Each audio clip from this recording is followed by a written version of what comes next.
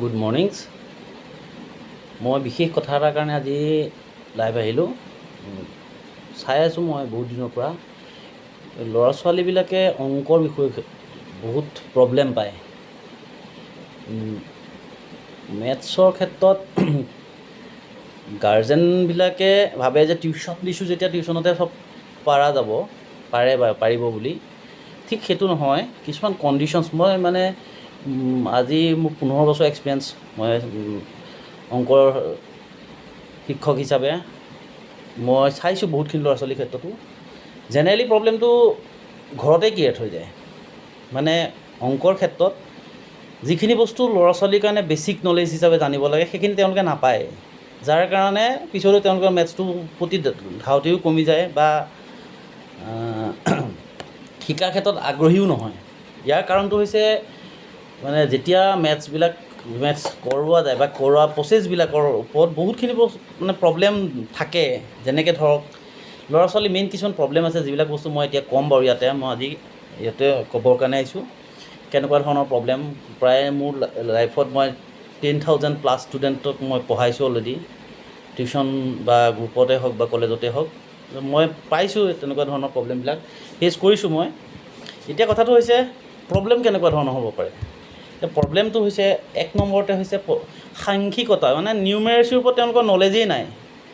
যোগ বিয়োগ পূৰণ হৰণ, কোনটো ক্ষেত্ৰত যোগ কৰিব, ক'ত বিয়োগ কৰিব, ক'ত পূৰণ কৰিব লাগে, ক'ত হৰণ কৰিব লাগে, তাৰ ওপৰত তেওঁলোকৰ ধাৰণাই নাথাকে।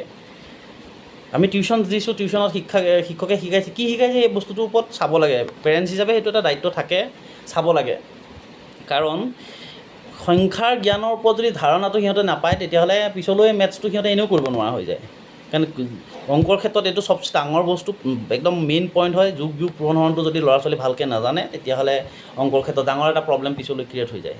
2 নম্বৰতে আহিছে নেওতা। মাল্টিপ্লিকেশ্যন টেবুল যেতিয়া পঢ়িবলৈ যাওঁতে আমি সৰুৰ পৰা পঢ়া দেখিছোঁ বা মই নিজেও পঢ়িছিলোঁ আগতে।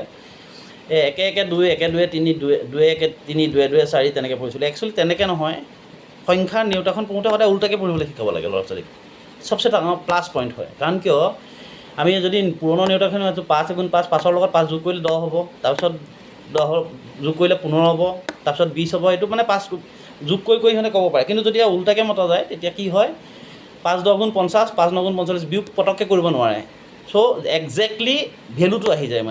ল'ৰাটো বা ছোৱালীজনীৰ ক্ষেত্ৰত নেওতাখন তেওঁ পটককৈ ক'ব পৰা হৈ যায়।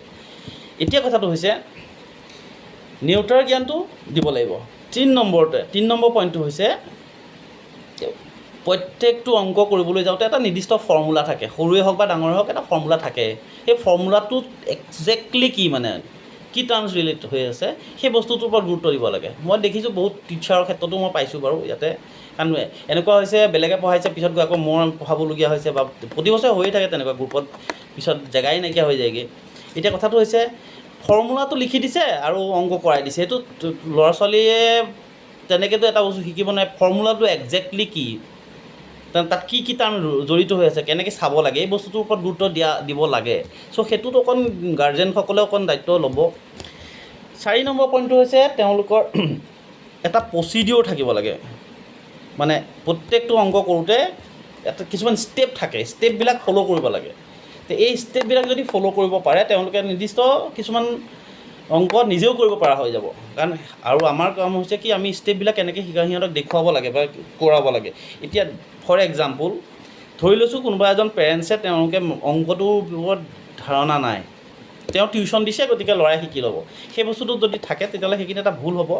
আপোনালোকে এটা কাম কৰিব পাৰে যে ল'ৰাটো বা ছোৱালীজনীক টিউশ্যনত কৰা অংকখিনিৰে কোনোবা 2টা অংক চিলেক্ট কৰি পেলাই আপুনি দিয়ক। কাৰণ বহীখনতো কৰা হৈ থাকিবই, গতিকে বহীখনৰ পৰা কৰিবলৈ দিয়ক। কৰিব পাৰিছেনে নাই সেই বস্তুটোৰ ওপৰত ফ'ল' কৰক।